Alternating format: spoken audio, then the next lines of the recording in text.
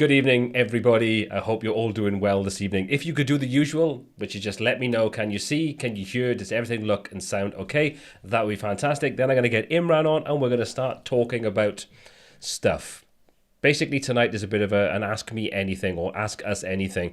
So we're just going to have a chat about random shiz. It doesn't really matter what we're going to talk about.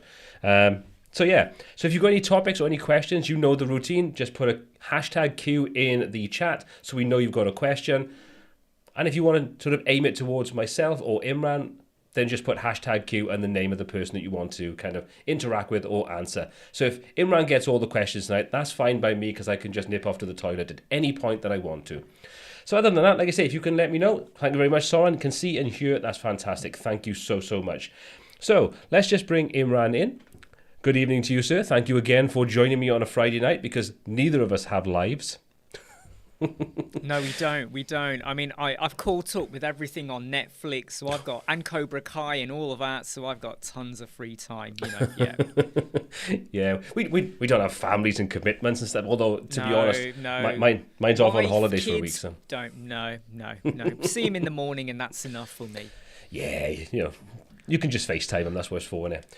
Anyway, exactly. Enough of this. So for anybody that may be in tonight, which I'm pretty sure they already know who both of us are, how can people find out about yourself? What do you do? Who are you? All the usual thing. Imran, over to you so you can pad things out for me for the next couple of minutes. Hey, I'm Imran Steek. I turned 44 last week, so I'm starting to feel my age now. Run a web design agency, been working in web design on and off for about 18 years. But we've taken it a lot more seriously in the last 3 years. You can find us on YouTube, just do a search for Web Squadron. We do a lot of videos focused on Elementor, but we are stepping into Bricks territory as well, and we are very honest in our opinion of what we think about the whole wide world. Good. And nice to see you are stepping into Bricks. Nice to see you expanding your horizons. Absolutely. And loving it, and totally loving it, yeah.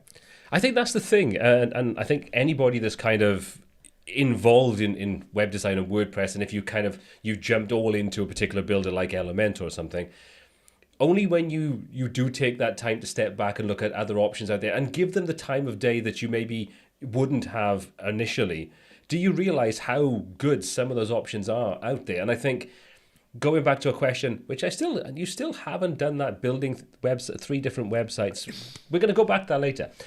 But I think it's only when you do start experimenting with some of those other tools do you realize how limited some of these things are. Good man. It's on my magnet, right? It's not like I've forgotten. It's literally there, but I haven't assigned it to a day of the week yet. I might move it into 2023, but it will happen. One day it will happen. It will happen. See, now for me next week, my plan is, for my course on Webflow and that, I've done the Elementor version of building it. This week now coming, I want to make sure that I get the GeneratePress way of doing it, and if I can, the Bricks way of doing it, so that'll be ready to go. So that will be cool if I do. Excellent. I've already built them. I just need now to create the tutorials on how to build them. Do you know what I mean? So it's like I've done the groundwork. Yeah. We just need to now go and record that. So before we sort of start delving into different topics and things like that, let's just say a couple of quick hellos to who's in this evening. So, Pixter, good to see you. Stratos, it's been a while. Great to see you in. I've got to send you an email, so ping me a little later, Stratos, because I need to get you involved in something. I'll say no more on the live stream, but Imran knows what I'm talking about, and you know what I'm talking about. So drop me an email later, because I need some information off you to get the ball rolling. So Stratos, if you could do that, that'd be fantastic. Soren, good to see you in. Phil, how are you doing, my good man? Anthony, Tees, Bruce, we've got Davey, Carl, always a pleasure to see you in. Thanks for joining in again this evening. Hope you're doing well.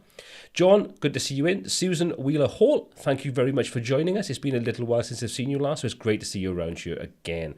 Who else do we have in? The Dad Gamer, that's an awesome name. I think both myself and Imran could call ourselves Dad Gamers now, couldn't we? Absolutely, yes. Hey. So you got Ayub, I always said that correctly. Sebi Webb, Jimmy's in, the skating choreographer. Good to see you in. Nice to see you joining tonight. It's like you did this afternoon with Imran's. Always good to see you on both. Who else we have? Michael Wright, always a pleasure. Donatas, good to see you as well. Ashutosh, I hope I said that correctly. Thank you for joining. And Bradbury, Front Web. My God, there's loads of people in tonight. Pez Reloaded, good to see you in. Hafiz, Haytham. Wow, awesome. So, as always, if you enjoy what we're doing on this live stream and you're getting value from it, make sure you hit that thumbs up button because it does help us out to get even more people to know about this on replays and also know about when we're actually coming on and doing live streams again. So be sure to hit that thumbs up. Okay, so we don't really have any specific topics tonight. I've just dragged Imran on to just have a chat. But like I say, if you've got any questions you want to ask us specifically, #Q is the way to do it, and then I can check those out. But as well, good to see you in from Greece. Thank you very much for joining in. So, Imran, let me ask you a quick question. You can't help but notice, because you've sort of seen it as well, is that we now have a loop builder coming to Elementor. Yep. So, have you tried it?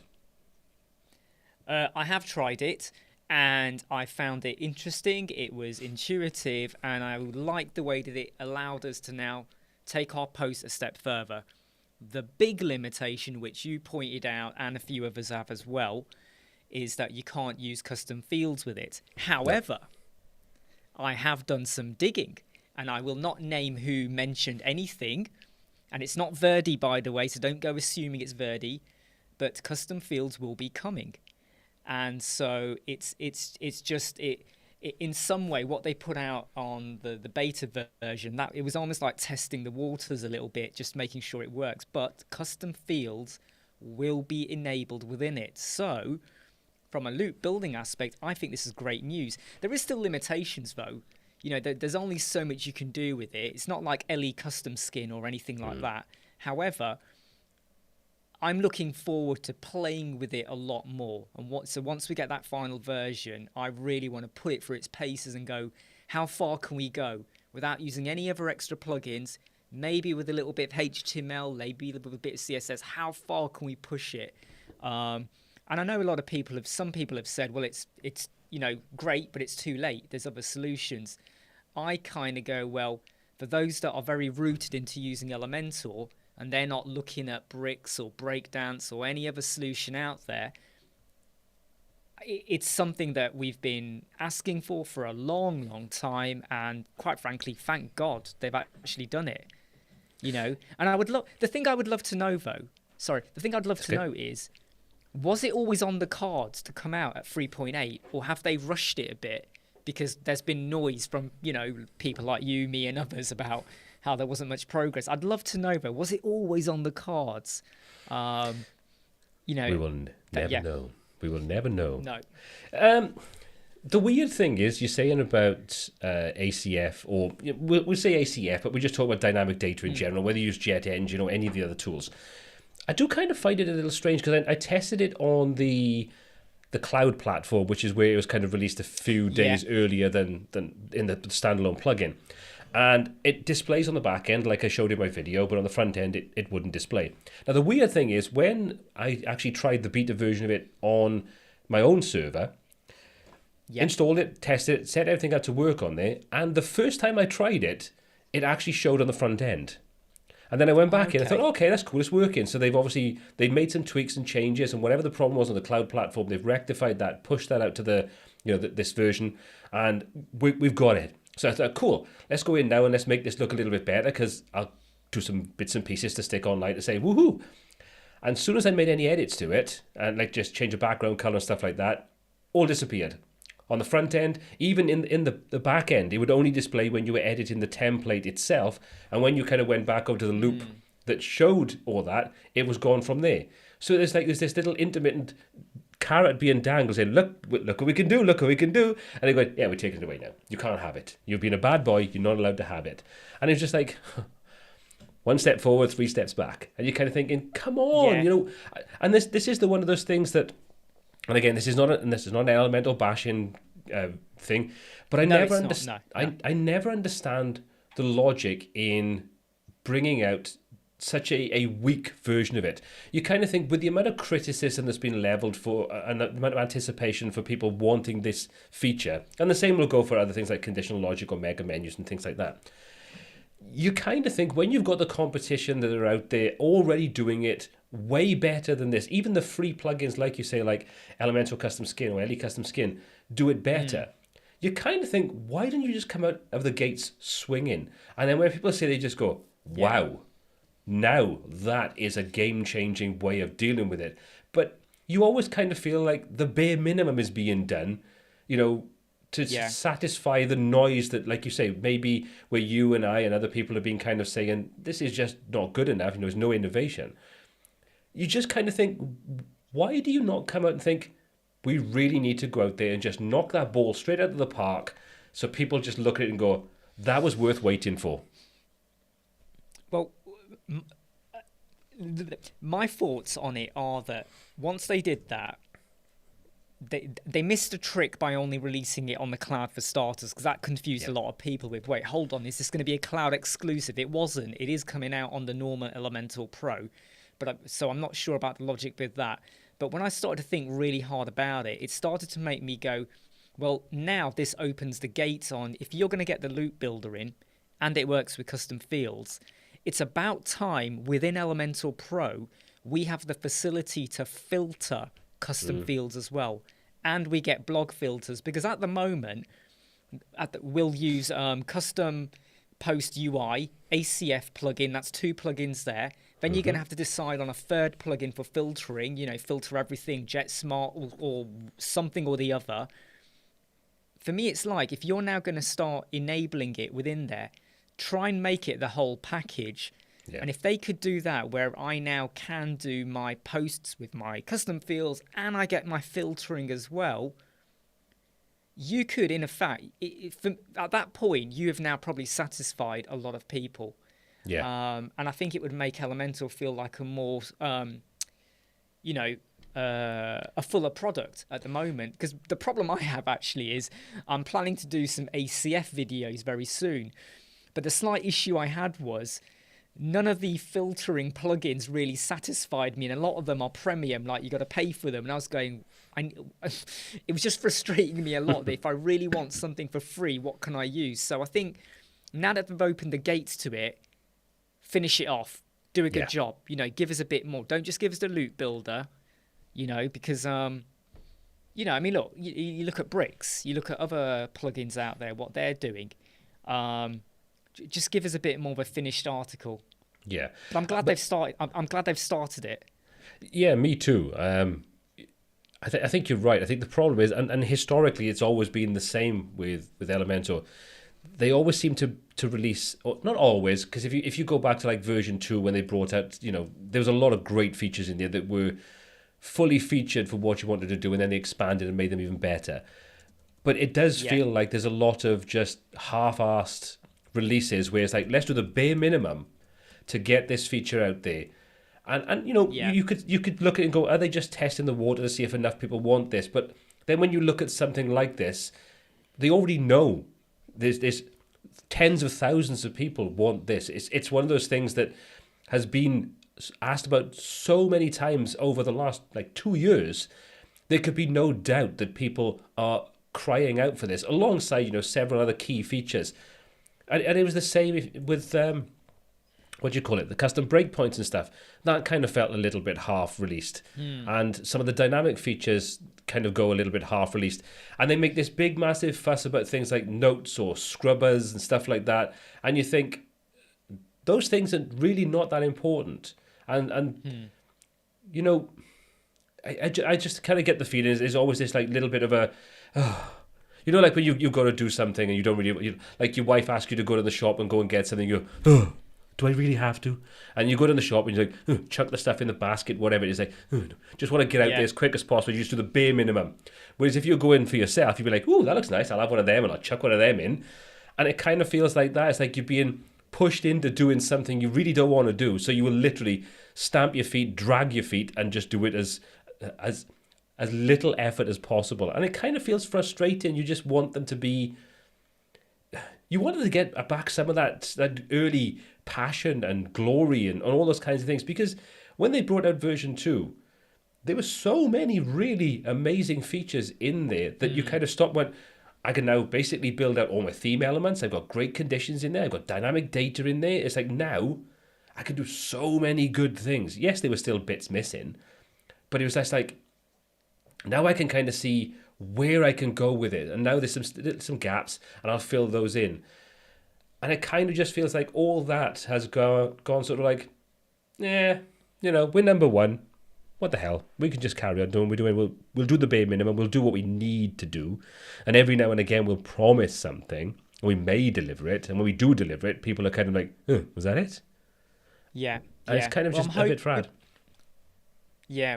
Well, I'm hoping that when that 3.8 does release, you'll be hitting it hard. I'll be hitting it hard. There'll be videos coming out all over the place about it. But I really hope that they deliver and do a good job of it. But like I said, don't just stop there at the loop builder. Now try and give us something that gives us... I did a video a couple of days ago about how to do filtering in blogs. We've talked about this enough. And again, by the way, we're not bashing Elementor or anything like that. But it's like, why are we trying to crack a solution that's going to work for you without using any other plugin? Just build it in for us. Conditional form logic. Did a video today where I got a bit of code from Maxime, who runs element.how. He created the code. You can do conditional form logic with no extra plugin. So I just think that if they don't need to look hard for the solutions, the code is there. We've done it. Here's your code. Just go and use it, adapt it, build it for us, and give us what you want. But it was nice. It was a surprise as well. I think it surprised a lot of people when it was like, oh, what's this? 3.8 loop builder.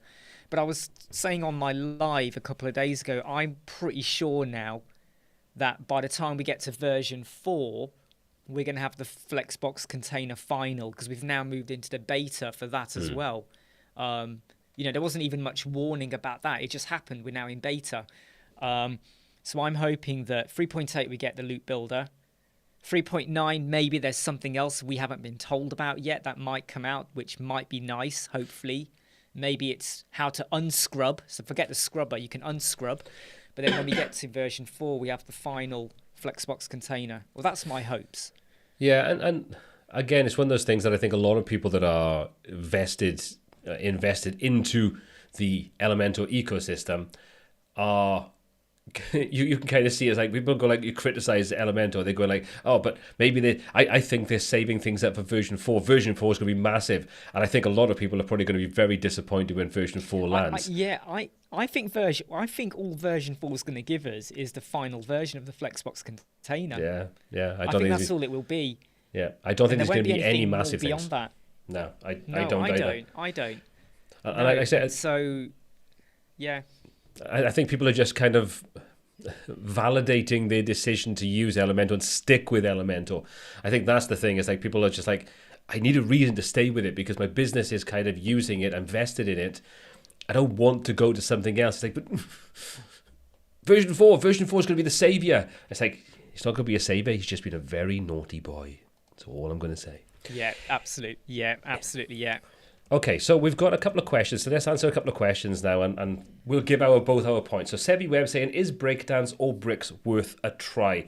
So I'm going to wade in first of all on this one, while Imran, how can I say, chooses his words carefully.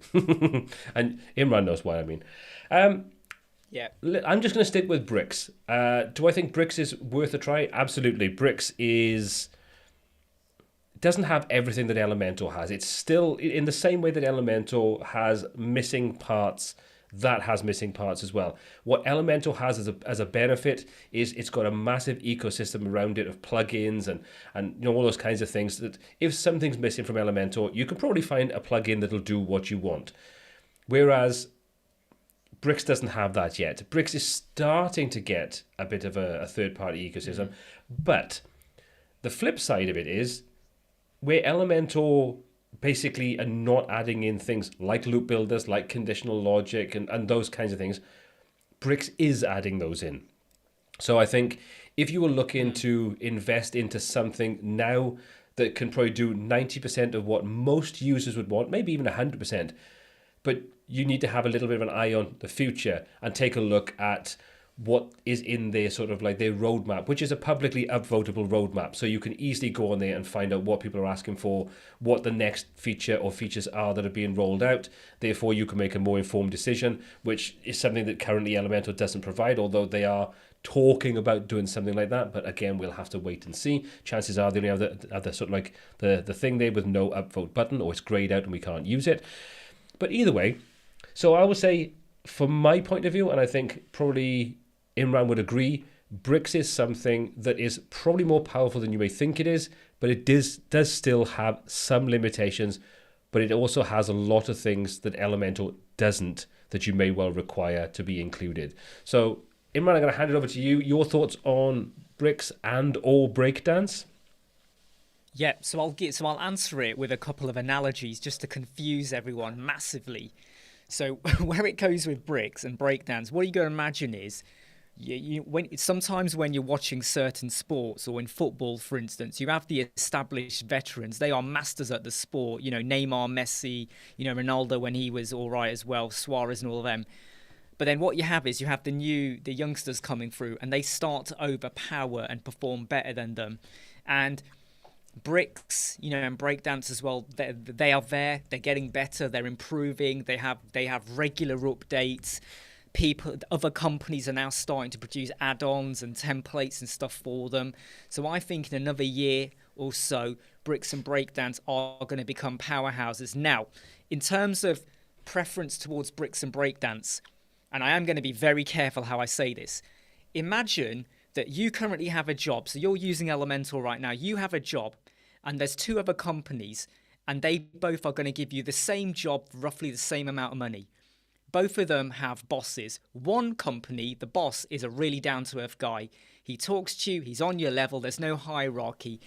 It's not like staff, senior staff member, head of department, director, managing directors. None of that. Everyone feels like it's a flat hierarchy in a way.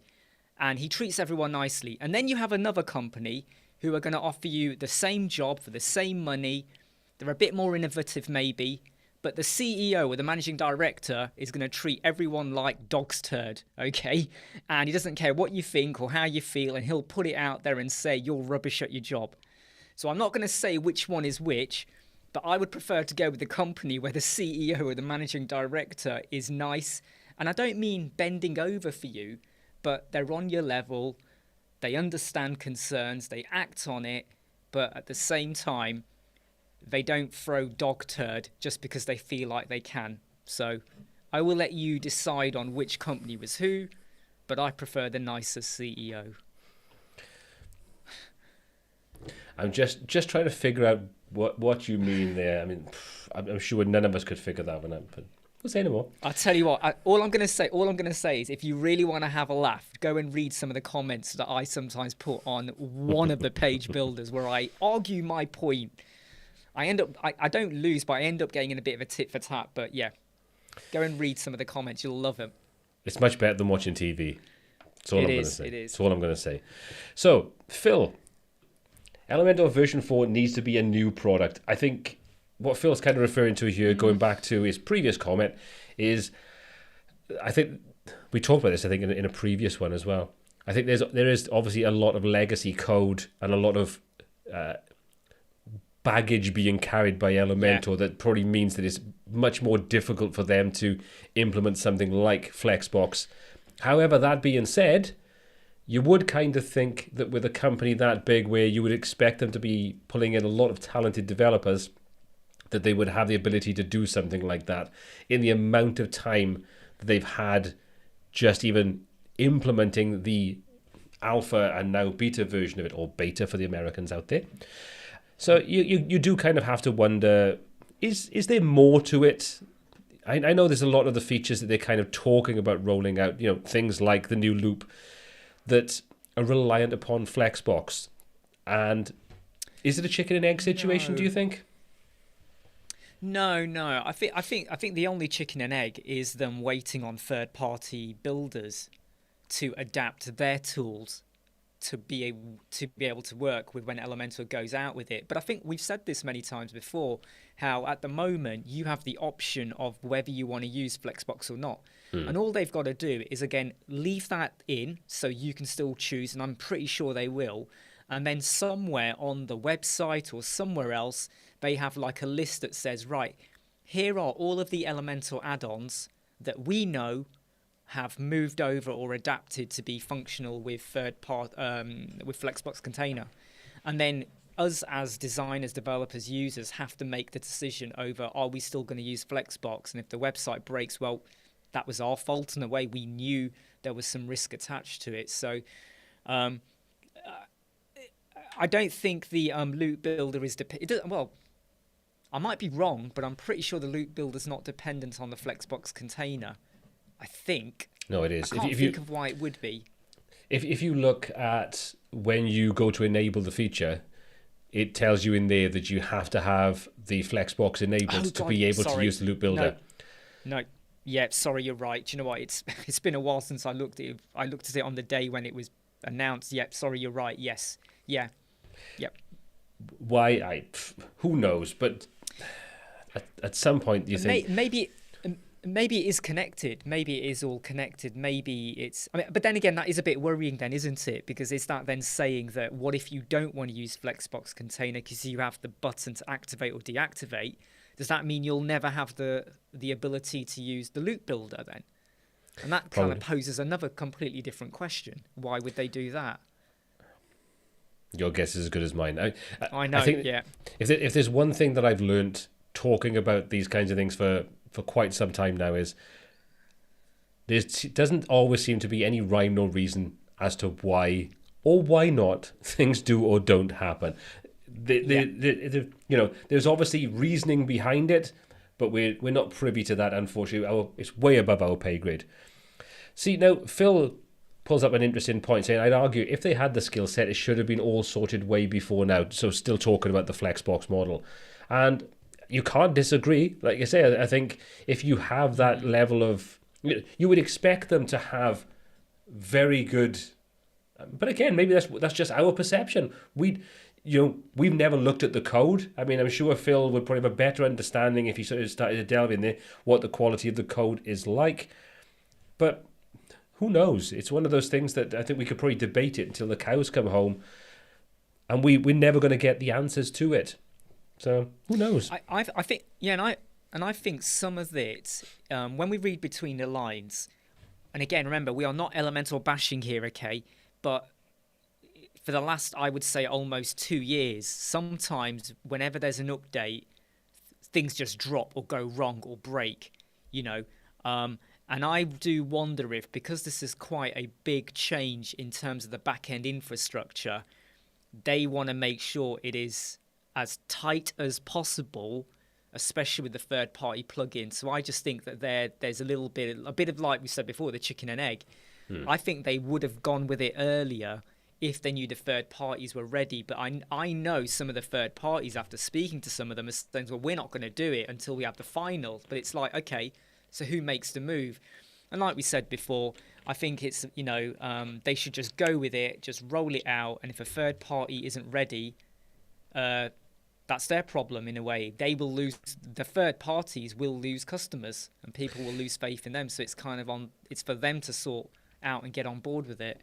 Well, the thing is that if you take a look at it, when there's an update to Elementor, it tells you what is considered incompatible in there, and then you take the choice of, it looks on your site, then it says these are incompatible with Elementor. Funnily enough, Elementor Free is often considered incompatible with Elementor Pro updates. There's a bit of a weird thing there. But you kind of think, well, if you're checking and you are notifying people that there's an issue with plugin X, Y, and Z, well, at what point do you, as the company, go, well, we're telling the user that there's a problem there. We've informed the companies that they need to update their code and these new features are going to break things or whatever. Where do you draw the line? And I know we've talked about this before. We've talked about with, people inside Elementor. It's like, at what point do you actually draw the line and say, well, tough, we're rolling it out. And then the onus is on the end user to go, crap, that plugin isn't updated, isn't guaranteed to work with it. Do I take the risk? Do a staging site, do a backup, do all the things you should do with something like that. But at some point, I do feel like, they've got to speed up the whole getting things bloody moving out there, because their ecosystem is their Achilles heel. And at Yeah, what point? yeah, At what point do you stick a band-aid over that and think, I just got to bloody get on with things? yeah. Well, I'm going to keep the faith at the moment and hope that 3.8 delivers and, gets us excited again with the loop builder and things like that. So I'm optimistic, but let's just wait for it to come out. And I'm hoping it will get it soon. Normally when something's in the beta, it's normally like a couple of weeks. So I would like to think by the end of September, 3.8 comes out. But yeah, I'm just going to wait to see what comes out. Keep them crossed. Yeah, exactly. Anyway, let's move on from Elementor. So I got a question here from Max. Now I don't know if you were aware and au fait with this particular plugin or this particular Gutenberg editor tool, whatever you want to kind of call it. Have you heard of Greenshift? I have heard of it, not used it, mainly because I don't really delve into Gutenberg or anything like that at the moment. But I have heard of it, yes. So, I've got a couple of people that are on my Facebook group that every time someone mentions a comment, they go, have you tried Greenshift? So I did have a look at it. The problem for me is not that I don't think it's potentially a good product. It uses freemius as the licensing model. And, for me, and I know for a lot of other people, it's one of those things that is like I'm not interested. But apparently they are looking to move away from using freemius as their licensing model. And if that is the case, then I probably will hop on board and take it for a test drive, because I tried the free version of it out, and it's pretty powerful for what you can do with it. There's a lot of options inside there, including, if I remember rightly, some dynamic data options, I think. Maybe even just basic. But okay. What they've done is, which is something that I like, it is something I've talked about that I've always felt that Elementor should do, which is create a modular kind of setup. So in other words, you've got the basic Greenshift that allows you to create your designs, your page, your layouts, and all those kinds of things. But then if you want things like the animation feature or dynamic content, you buy the module. So you don't have to buy the dynamic data and the animation module. You can just buy the animation or just buy the data module. So this means that you've got all the things you need in the core, but when you want those more advanced or specific kind of features, that's when you go and buy those and you bolt those on to what's already there. And I like that modular kind of way of working. So like I say, I always wish that Elementor had done the same thing, because I think they would have made their lives considerably easier if they'd gone down that route. But yeah. So Max, to answer your question, I think it is interesting. I think it's got some potential. I think the interface could do with some tweaking. Kind of felt a little bit rough around the edges. The query builder for Greenshift is a paid add-on, but you can kind of understand. I don't mind that. I think that's the good way of doing it. It's like, not everybody wants dynamic options or filters and things like that. They just want to be able to create something that's fast loading. At which point, this will probably give you more than enough to do it in a very similar fashion to what you have with generate blocks and generate press. There's enough there to create great looking fast loading sites using, I know you're not a fan, but using Gutenberg.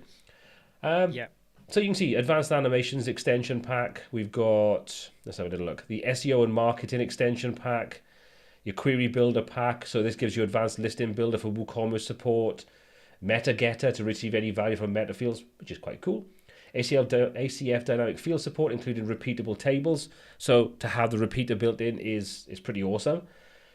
So you do just basically buy what the hell you want. And in the blocks you kind of got, let's just take these options out, like for example, the SEO and the query add-on and the chart add-on and the animation add-on.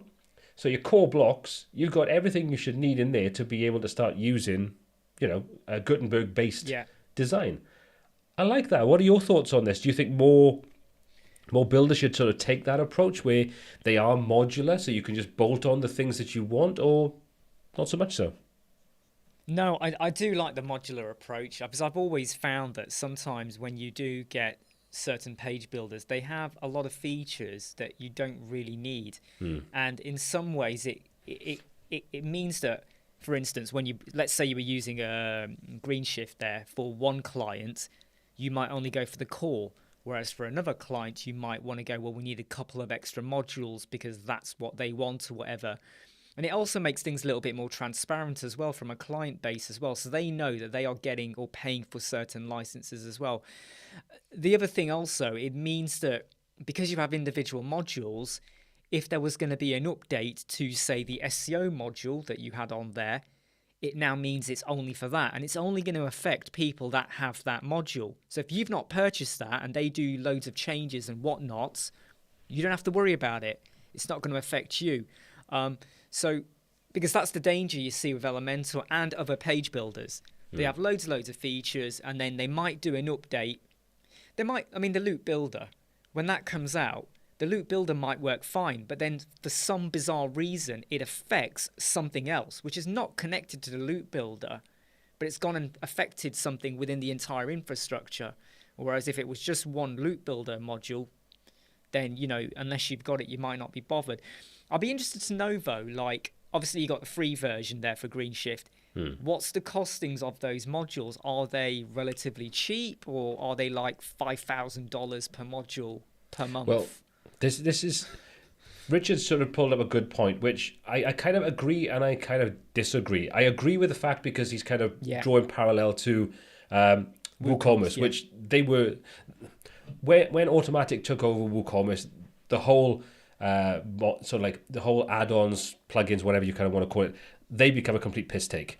Because prior to them taking over, you got a decent renewal discount, something like a 40 or 50% renewal discount, and the prices were okay. So you thought, well, I can get like a 5 license pack for like $99, and you're kind of thinking, well, that's all right, I pass it on to the client. But when they kind of get rid of any discount for renewals and stuff like that, I totally agree. That can totally get out of hand. But currently, if you take a look at Greenshift, for example, your design pack, your all-in-one pack, and your SEO pack, which I'm assuming are sort of like, your design pack's got your query add-ons, your animation add-on, animated section, premium support. Well, so this is basically... I mean, go on. That's not a bad price. Sorry, I've interrupted you. So you're basically saying $60 a year for, if I'm correct, the all-in-one is everything. That is everything, isn't it? If I looks read like it correctly. Yeah. Get everything. And what's the lifetime cost for that? Let's have a little look. I mean, when you consider, all right, $399, but the nice thing is you can buy that sort of. It's not expensive to get on board. You could say, well, let's go for the 5 sites at $90 for the year. Well, one job should pay that back without too much of a problem. Absolutely, yeah. But the nice thing with that then is that if you think actually that was, that's worked well, you can say, well, now I know I've got recurring income coming from that, from your maintenance plans, whatever.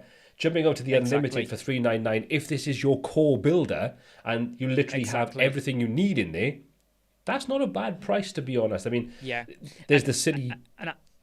Go on. No, so I was going to say, and that's the thing that kind of like some of us have said for a while, in that I'd love it if Elementor changed their pricing model and kind of did do something similar to this, where, you have your 1 license, your 5 sites or 10 sites, whatever, or you could go to the it might be restricted to 100 or 1,000 licenses, but it's lifetime. And I know that would affect their business model quite a bit, but then again, maybe it wouldn't. Maybe there's, because I can see here that if this became your page builder of choice and you loved it and it was good and the updates were good and it was robust, why would you not want to pay $399 as a lifetime? It's a bit like the bricks. At the moment, $149 for unlimited websites lifetime is ridiculous. It's just every time I think of it, it just blows my mind. Breakdance, they haven't got anything similar from a lifetime model, but you still get a fair amount of licenses for a cost. But I do think with Elementor, I just feel that it's about time they introduced some sort of lifetime deal. Well, sorry, $199, sorry, not $149. I just think it's about time they did something, which I know they won't, so I'm just talking rubbish here right now. I'm just spouting rubbish. But I do think at some point they need to just think about, hey, $399 for a lifetime deal, because surely they must have their eyes open. They cannot be ignoring this fact that people are talking about bricks. There's a lot of Elementor users starting to use bricks, taking an interest in it. You can't ignore the 149 unlimited 199, unlimited websites lifetime. You can't ignore it. You can't. And I am talking rubbish, but yeah. You're right. I get where you're coming from. I honestly don't see them ever doing a lifetime deal. It's never going to happen. And I think the reason behind it is I think that's never been their business model. And I also think that there's a certain current arrogance that they are the number one builder, and they've either got a plan, like a 5-year plan, then say, for example, from now, where it's a case of we're going to build to this and then we're getting out, and we're going to set it off, whatever the case is. I honestly don't see Yoni or anybody else that are like at that top level inside Elementor having a plan to do this forevermore. I think they've got their get out strategy, whatever the bloody term is, I can't think of it. But I think that's what's going to happen. And Michael Wright has a very good point. He said if Elementor actually ever did an LTD, it would be something like $4,000, discounted to $99 once nobody in an agency actually pays for it. No, I mean, what I will say is, and I am not again casting any, accusations or anything like that, but historically, whenever a company starts to make acquisitions, it's almost like they're investing. Here's how I see it. When companies start to make a lot of acquisitions, it's a bit like someone who's now buying a lot of property because they just want to now get the investment in return from the rent because they don't want to work anymore. And I do sometimes wonder a little bit about where are we going with things. But I would agree. I think definitely for the next 4 or 5 years, maybe longer, Elementor will still be here. Who knows after that? But then again, we could say the same about Greenshift, bricks, Breakdance. I mean, Breakdance is only going to be a 1-year model. Then they'll dump it and go and develop something else, We've got Oxygen, we've got Breakdance, then we'll move into ammonia, which is like basically urine or whatever, kind of thing. So we'll see where it goes. But what it'll do is the price will be eye-watering for ammonia. Yeah, that's a very good one. But to take a quick look at the pricing plan then for Elementor, I really struggle to understand this. I want to go back to pricing on Greenshift as well in a moment. But the 1 site, the 25 site, and the 1,000 sites are all at their standard pricing. So why is the 100 Pro license now discounted to $299 instead of $499? Whereas a couple of weeks back, the $999 was discounted to, was it $399? It was, it was. I don't think they're selling those higher tier licenses. I think since they moved over to getting rid of the 1,000 site license, whatever you kind of want to say, I honestly think they've stopped selling those higher tier to the extent of what they thought. I think so. I really do think so as well. And I think they just need to change it. I really think they just need to adapt that and bring it down. Just make it more competitive. Like we've said many times, and we've discussed this so many times on our live chat and areas, no one is ever using 1,000 licenses. No. Most people are around the 100 mark. They're either close to it or just over it or whatever, but no one is anywhere near 1,000. Clients come and go. You recycle licenses and things like that. I mean, look, that 100 Pro licenses, it's $299 now. Then it will go up to $499. Yeah. And you go, really? It's like Breakdance. I think it's ridiculous that they're going to start charging $349 or something eventually for their licenses as well per year. It's and let's not go into the whole argument about how they won't do single licenses. God bless him. He's a fantastic guy, I'm sure, in some parallel universe. But right now, he's not got a clue.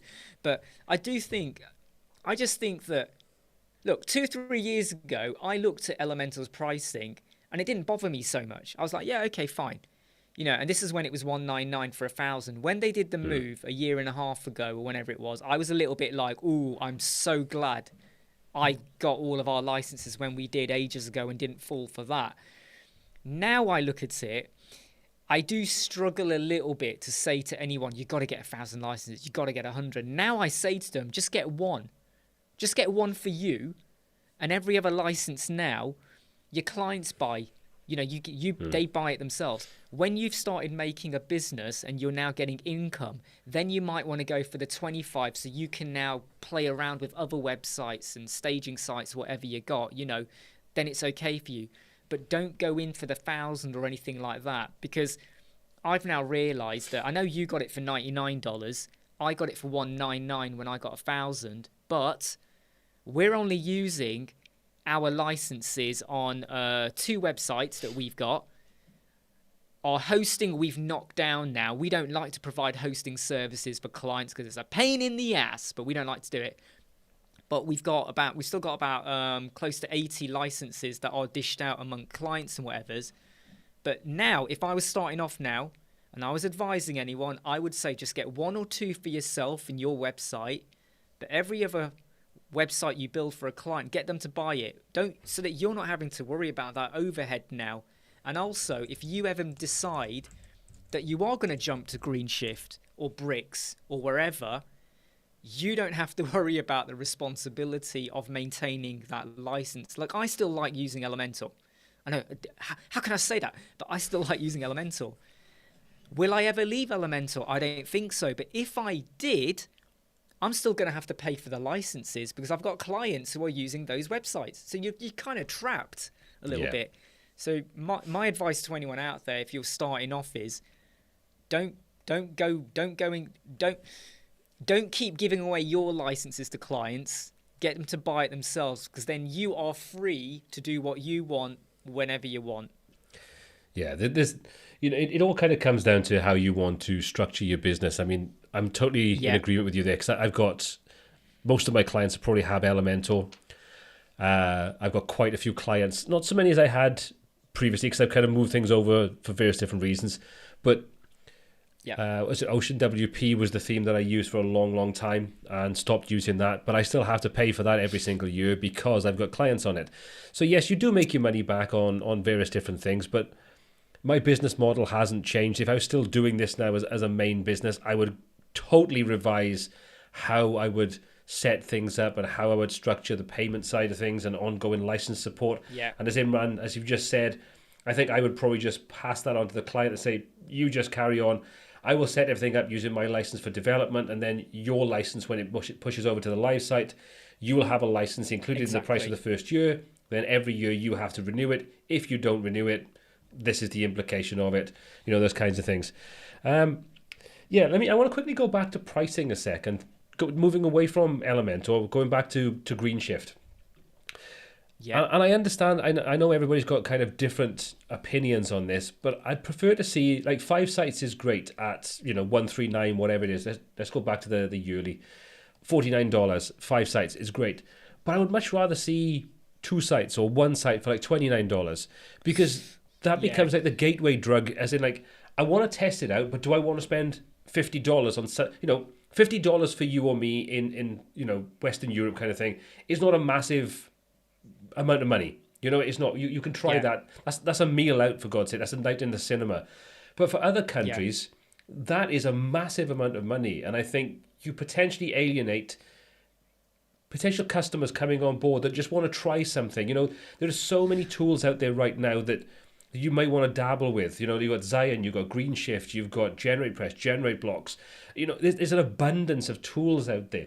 And you have to do some legwork to find out which is the best one to use. And I can remember going back to, like, the early days in my business before I became a freelancer and changed things. But when you were looking for a solution, don't get me wrong, the whole sort of like landscape was completely different. You didn't have Elementor, you didn't have tools like that. You were literally using Visual Composer, or prior to that, you were using the classic editor kind of thing, and themes.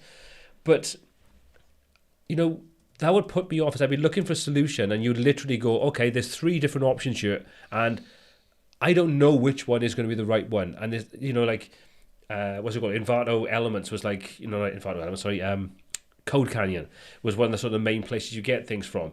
But when you're sort of talking about $50 per time, and you've got 3 you might need to test to find the right one for a project, and you may be charging £1,000. Yeah, and you might be charging £1,000 for the project. That's an awful lot of money to sort of as 15% of your overall, just to try and find a solution to something. So I do honestly think that it's much better to have a lower level to get people to try, so they can jump on board and find out, is it something that's useful for them or not. Yeah, and I completely agree with you on that, because I remember we had a client once and we were testing out plugins, and we burned through a lot of money going through Code Canyon, because it was the only place where we could actually find solutions. In the end, the client didn't even work with us in the end, so we burned through money, which was a shame. But one of the things I would love to see more of, and Bricks did it quite well, and I have seen other places do it as well, is playground areas. Give us a playground area whereby, so like for Greenshift, you can go in and, every night it's going to refresh. So if, you can't save what you're doing, it'll only be visible for you at any one point of time whenever you log in. But give us somewhere where we can log in and actually see the settings, the back end settings, play around with it, all of that. Because that is what frustrates me a lot about Code Canyon. Sometimes I see something and I go, shall I, shouldn't I? And you always have doubts about whether it's going to serve or solve your problem, but you won't know for sure unless someone else has used it, or there's a video on YouTube on it, or you got to buy it and try it out, and then you go, oh, it doesn't do it. So I would love to see more developers, not just on page builders, Code Canyon, all of them, give us playground areas to try it out in, because a nice simple sandbox. Exactly, and people always talk about the resources and the server space and all of that, but I'm like, surely it's a bit like when you go into a shop, you can either buy your trainers online and you run the risk of, did it fit, was it comfy, or you can go into the shop, try it on, walk around and go, yeah, this is perfect fit. And that is why, and that's one thing I liked about even Breakdance, you've got to give them their due. They allowed you to download it and use it and play with it before they introduced their pricing structure. The same with Bricks. I don't know if it's still available. I think it is still available, the playground for Bricks as well. So, you have to buy it, and that can put people off. But there was the playground area. I didn't bother with the playground because Paul kept telling me, go on, have a go. So I went, sod it, let's just go and have a go on it. But I would love to see builders do that. So I think Greenshift, if you're listening, shift it and get that playground. Okay, sort it out. Oh, by the way, Artif's just joined. No, Artif, we are not having a bashing session. Paul, I think your microphone's gone off. Is your microphone off, Paul? I muted myself. I did so. No, you are. You're back. You're back. You're back. You're okay. You're back. Yeah. I've got a bit of a cold, so every now and again I just got a cough. It's like I don't want to just deafen everybody. The thing is, go for it. Go for it.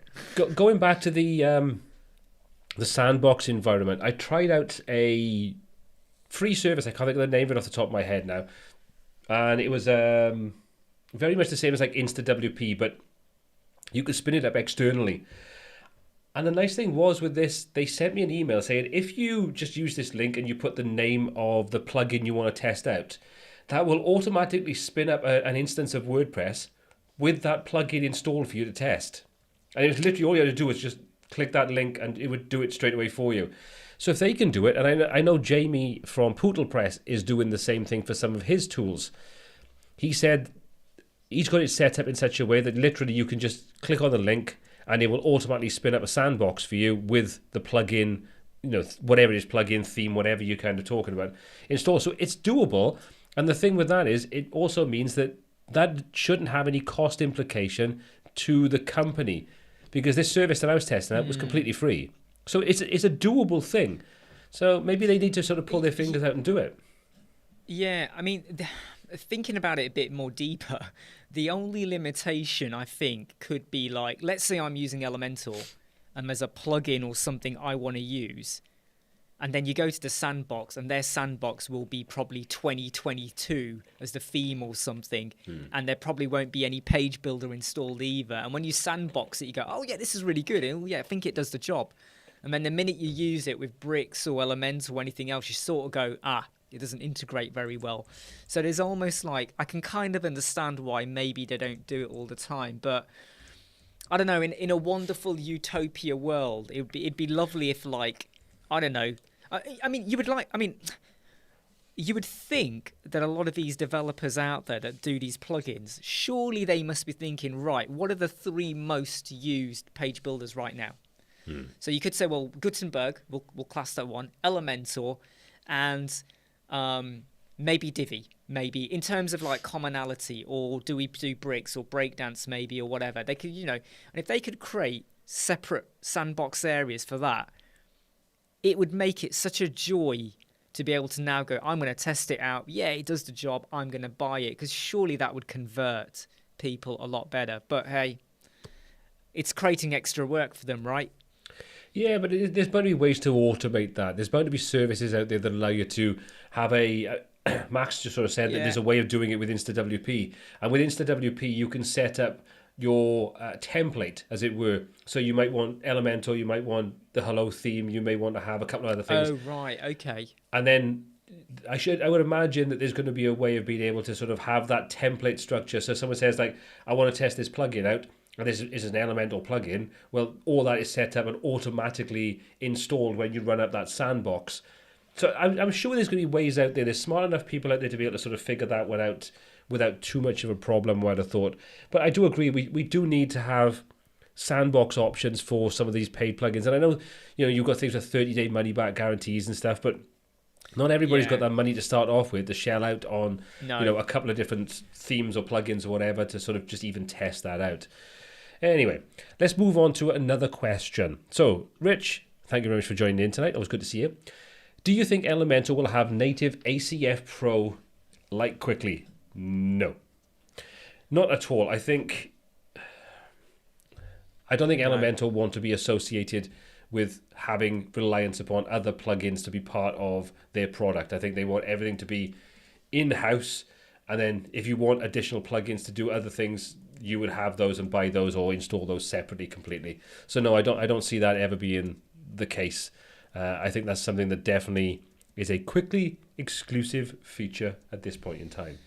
Yeah, I mean, I would love it if they did. Again, it comes back to the point where I would so love it if they could, like, build it all in-house, so you could almost ditch 3 plugins like Custom Post and ACF and maybe a filter, for filtering those fields. I would love it if they could do that, but I think you're absolutely right. It's not on their radar. It's not a priority, and I think they respect what ACF do and all of that as well, so they don't want to step on their shoes.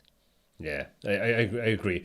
I just don't see that happening anytime soon, especially when you can just install it yourself. The difference being, if you look at Quickly, if anybody's ever used it, you'll see that the ACF in there is not something that currently is installed as a standalone plugin. It's part of integrated directly into Quickly itself. Because when I had a conversation with Louis a couple of weeks back, he was talking about it and said that they're looking to do a version where you can choose to install ACF as part of it, or you can choose not to. So if you don't use ACF or have no use for it, then you don't have to install that and have the extra code and the extra weight that's taken up when you have no use for it whatsoever. So, yeah.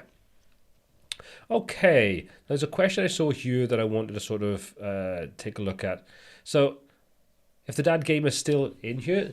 So this is to both of us. What's your current page builder of choice? I think everybody will probably know yours. Remember, what's your page builder of choice right now? It is Elementor still.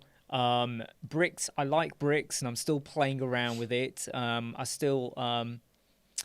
think one of the things that slightly holds me back going all in on Bricks is because we have clients of Elementor and stuff like that, and I still do like using Elementor. I have to be honest with it. There are bugs with it. There are problems, but touch wood, I've never had any problem. So whenever there's an update, I've never had a problem. I did have a tiny problem once, but that was my fault. But I've never had a problem with all the websites we manage ever. And maybe it's because we don't go crazy on add-ons.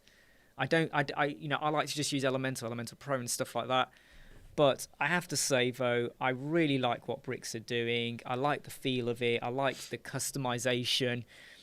the nested sliders and tabs and all of that stuff. Just I go, it makes me go all gooey when I think about what I can do on the fly without having to create separate templates, as what I would do with Elementor. Makes things such an ease.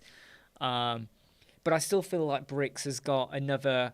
I think Bricks is the great foundation and it's building, and I think in a year's time it will be even more powerful. But Elemental I do like. Yeah. So let me put you on the spot right now.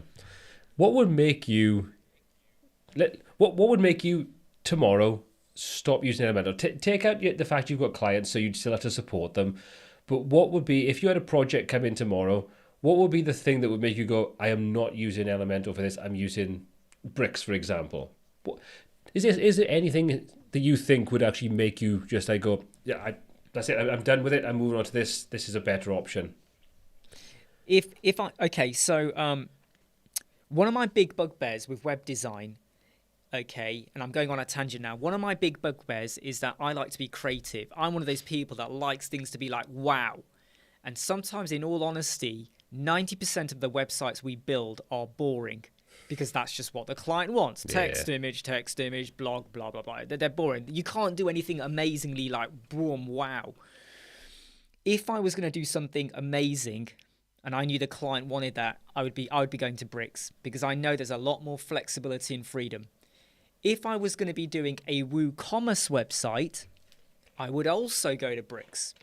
And that some people have said, well, Bricks isn't all there yet, but I think Bricks is fine because I tested it. I did a tutorial on it. I was really pleased by the ability and things I could do in there. And what I really loved with the Bricks setup was the inbuilt SEO. It's not rank math yet, but that is coming soon. But the inbuilt SEO, the page speed performance, the customization I could do with WooCommerce, the nestable tabs and sliders that I've already mentioned, and it felt like it was really simple and easy to do, but it gave me the freedom to be more expressive.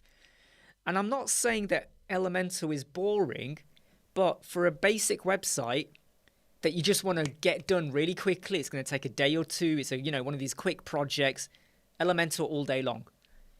If I want to be more expressive and inventive, Bricks is going to be my solution, because I can tell you now, with Bricks, I can delete 4 or 5 extra plugins I would be using on an Elementor website.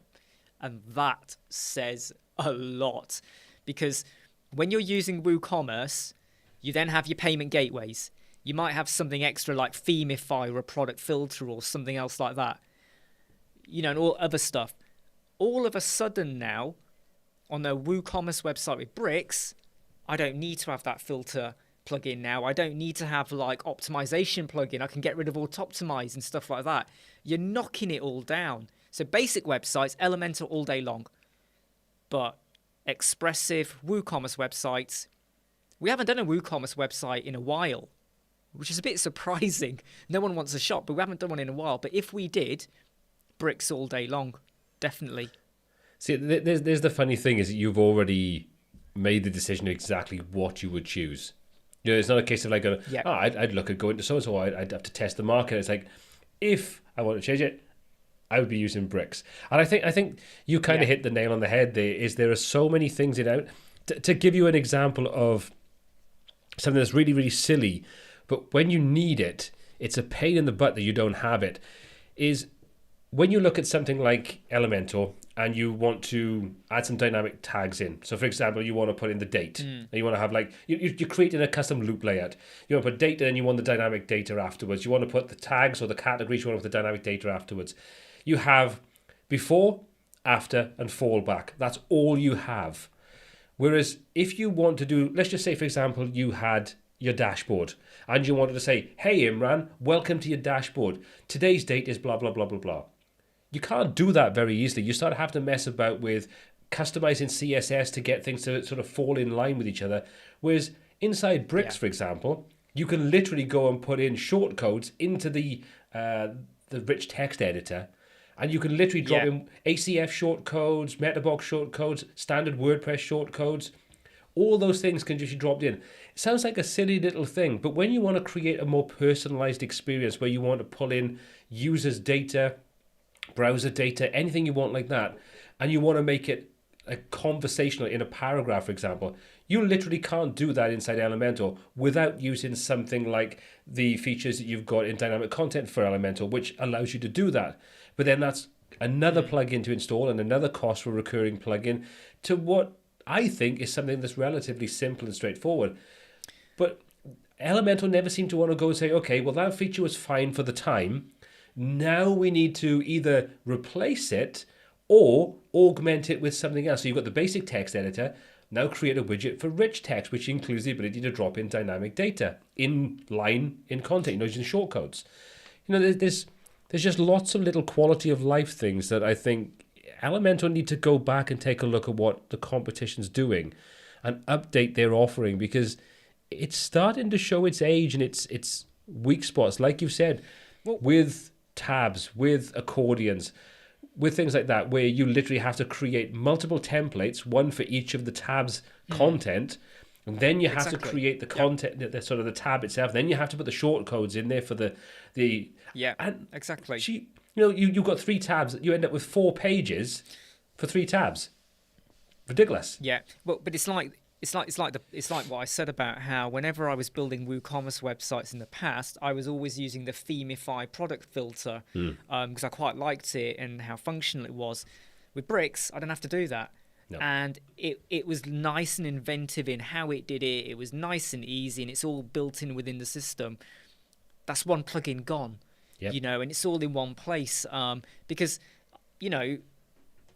for anyone out there who builds websites, if you start using a lot of add-ons to solve your problem or get to the end, all it takes is one update on one of those plugins and your website goes down or there's a problem. And the fact that Bricks are building all of that within theirs, and I know Breakdance do it as well, and I know someone's made a comment that Breakdance do it really well for WooCommerce. Unfortunately, I'm really struggling to get happy. I was going to say ecstatic. I'm really struggling to get excited about using Breakdance just because of so many issues I have with their managing director, CEO, or whatever. I'm losing myself now. But it's just that Elementor, they give us some lovely WooCommerce widgets, but what they really need to do now is say, well, great, you give us the single product, you give us the products widget and all of that, and the add to cart, and great, that's great, but where's your filter field? There isn't one. There's nothing fancy. You get categories, which is absolutely ugly, and that's about it. So if why should we have to think out the box to create a category carousel? You can do it, but it takes a bit of work, a bit of template shortcodes or media library or something. You shouldn't have to make it difficult. Make it really simple and easy. And if they did that, I would be then at a crossroads with, do I use Bricks or do I use Elementor for WooCommerce? But I can honestly say the next WooCommerce website that comes through the door, I won't think twice. I'll be going straight to Bricks because I know you got to think about your customer. When you have a shop, you're going to have loads of products. The website's going to be slow. There'll be loads of plugins, loads of add-ons. It's already optimized. It will be really, really fast. So your customer will love you for it in a way. So make your life easier. Yeah, totally agree. It's quite nice to see that now you've kind of started to use Bricks a little bit. That you're kind of seeing, you're kind of seeing that passion that I know that you've got a couple of your regulars on your live stream have sort of been pushing you to kind of do this, to get involved and start using Bricks. And honestly, I think if you did a couple of projects in another tool, I'm not saying specifically Bricks, but another tool, and you enjoyed doing it, and you kind of, let's use Bricks as the example. So if you were using that to do a designer kind of design, and you were using some of those features, I think after you've done a couple of projects like that, I think you would struggle to go back to using Elementor. I know for me, doing the course where I built it in 3 different kind of ways, I'm looking for the things that I can do in the other sort of tools that I can't do inside Elementor, or I can't do them very easily as a hacky way around. Yeah, I mean, if I'm really honest, I would love to get to the point where I start to say I'm going to start using Gutenberg and one of theirs. But I'm still trying to find like Greenshift. I quite like the look of that, and I'm going to look into that a bit more now. I really want to find something that's going to make me go get on more board with that, so that I can produce videos and steal all of Kyle's audience and his subscribers and shut his website down. No, but it's but I think there's so many different solutions out there for Gutenberg at the moment. At the minute, I'm struggling to really put my hand on and go, right, this is the one. This is the add-on or the page builder of choice that goes alongside Gutenberg that's going to make me really happy. It seems to be exploding at the moment, with so many options. And I kind of look at them all and go, which one is going to make me happy at the moment? But I hope maybe in a year or two, I will get to that stage. But yeah, because I do think that, it's weird to explain it, but in 5 or 6 years' time, Bricks might not be here, Breakdance might not be here, Elementor might not be here, Divi might not be here. However, anything built with Gutenberg, which is with WordPress, there's a higher chance that if you're building there, it's not going to be a shock to the system if you suddenly have to change and adapt to a different builder or whatever. Because I feel like anything built with the core WordPress system, there's a little bit more of protection about it, if that makes sense. I mean, can you imagine if in 5 years' time Elementor went bust? Can you imagine what would you do? How would your customers react? Number one, are you going to give them refunds? Are you going to rebuild their website for free? Because they're going to say, but we trusted you. You told us to use Elementor and we used it and now it's gone. Where does the blame for that lie? Is it your responsibility or so? I really hope Elementor stays here for a long. This is, I think this is a different sort of thing altogether, a different question, and I think that's a good topic actually. What the hell would you do if your tool of choice disappeared? But Robert comes up with a good thing. Bricks may do some things better out of the box than Elementor. The question is, which is better, learning a new page builder or just getting an add-on for Elementor? I guess that kind of comes down to short term versus long term. I think short term, yes, a plugin is going to be the easy way of doing it. But if that's something you're going to come across more often than not, then that becomes a bit of a problem. And the other thing to consider is that learning a new page builder is like, let's, for example, you go over from something like Elementor using the container element. So you're used to working with Flexbox.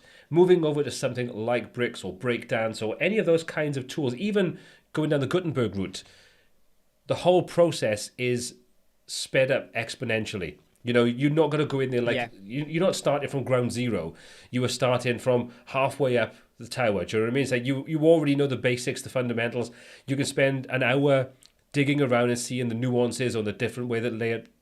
But I mean, you've recently just moved over to testing out Bricks, and you're coming from a long-term user of Elementor.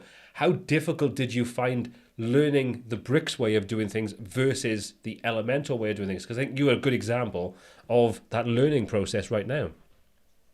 Yeah, it came quite quick, surprisingly, and that's the reason why I was always very like, oh, I'm not going to use anything except Elementor. No, that's it. Don't even dare mention another one, because I was afraid of like, what if I step into something else and I lose a day trying to learn it? And then I realized, actually, it's not that bad. And that's when my brain clicked into gear. With like, well, I use an Apple machine. I use the Apple Mail when I used to work at my work computer. I used Outlook. Well, they're two different systems, but they kind of do the same thing, slightly different layout, but you know what you want to do and you go and do it.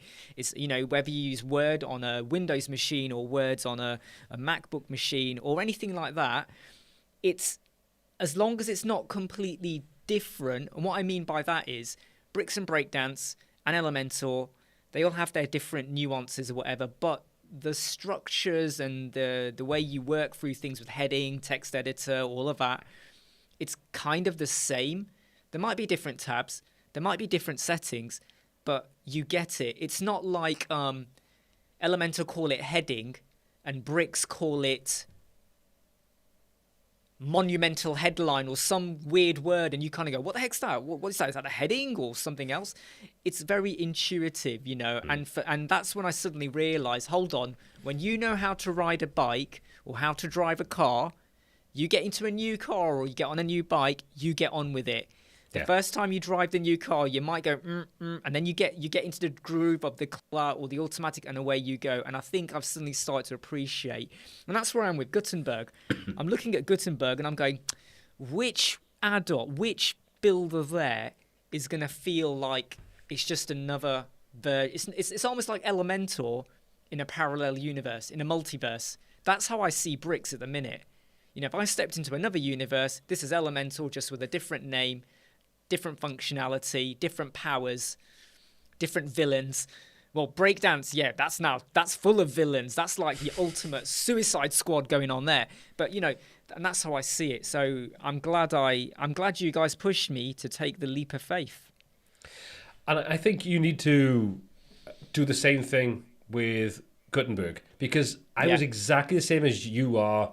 I was very reticent. I did not want to touch it. I tested it in the past, hated every minute of it, thought it was the biggest pile of steaming poop you've ever seen in your life. But in the same way, you could say, well, Elementor still sits on top of WordPress. Elementor replaces the way that you build things with WordPress. Bricks replaces the way that you do things with WordPress. And Gutenberg, as in like Gutenberg add-ons like, Greenshift, like Stackable, like those kinds of tools, combined with a good theme, especially if they're a paid theme like GeneratePress, GenerateBlocks, Cadence theme, those together are doing the same thing, but instead of doing it totally on their own, they're taking the foundations of Gutenberg and making it more usable and making it a little bit more accustomed to what we're used to with page builders. And I think, again, you'd find limitations because you've got, if you use Cadence, for example, Cadence blocks follows the Elementor page builder kind of way of working. So they've got an accordion block, they've got a tabs block, as well as like the container or the flex box, whatever you want to call it. Whereas then you look at something like Generate Blocks, they've taken a different approach. They've said, we're not going to give you everything, including the kitchen sink. We're literally going to give you the tools you need to be able to build most of what you want. And if you can't build it, you can get a plug-in to do it. But not everybody needs that feature. And as Kyle said, when we've talked before, and other people that, and I Permaslag, Jonathan's kind of like just releasing his course with it. When you kind of get into it, you realize that so many things that you take for granted in tools like page builders, like Elementor and bricks and stuff like that, you don't use them. You don't need them. Do you know? It's like you've written books. So if someone gave you Word, right? How much of Word would you actually use to write a book? You'd have your index, you'd have your spell checking, you'd have your word count, you'd have the basic things for your formatting, your text and things.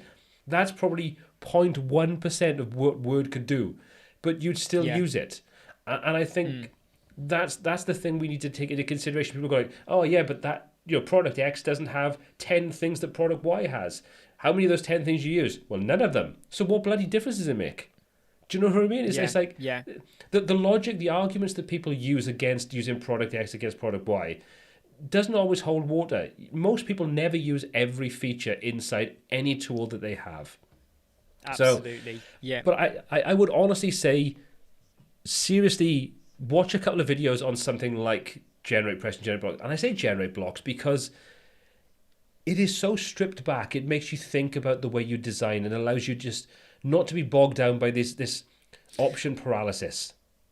Yeah. Do you know what I mean? Well, and this is the thing, like I mentioned earlier, about how 90% of the websites we build are just boring, images, text, layouts and geometrics and layouts and whatever, all that. And that's one of the reasons why I started thinking more about, generating all of that, in terms of, I think that would work perfectly fine. Because I look at a lot of the websites we've built, and they're built with Elementor, but you look at them and go, nah, then some of the websites we've built, I don't even like to tell people about them because it's what the client wanted.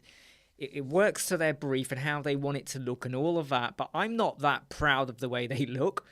They're quite bog standard. In fact, some of them I look at and go, why didn't I just build it in like WordPress if the blocks, just with like the standard, why did I even add on a theme or a page builder? Did I really need it for an image and a header and a bit of text here and there? Sometimes you do question it, and you go, why did we do that? Oh, yeah, because we wanted an off-canvas menu or whatever. But did we really need it? No, the client wasn't bothered. So why did we do it? So, what I need, and we can kick this off right now, is we need to start a GoFundMe page. So if everyone donates a heap of money so that I can just dedicate a whole month where I don't have to record any videos or talk to anyone and, shut down YouTube for a month, and then I can just get dirty with Generate Press and all of that, then I will do it. I think that's my problem at the minute. I'm juggling quite a lot at the moment. I haven't even bought. I haven't bought brand new can yet, so this has been here for 3 hours. Let's be honest about it. If all that happened, you'd go insane. If they said shut everything off for the next month, we'd come back in and you'd be dribbling in the corner. You'd be sat on top of R2D2 dribbling. I couldn't do that. I couldn't do that. Look, I'm already planning some of the videos I'm recording tomorrow. So look, there you go. All right, no such thing as shut down. But one of the things I will say that you will really appreciate if you do get the time to test that out is how easy it is to create designs like you were saying there, that headers, footers, your basic content in between. You don't do anything massive, and then you'll run it through GT metrics, you'll run it through page speed scores, and you'll sit there and go, crap, I've done nothing. I literally just built the pages.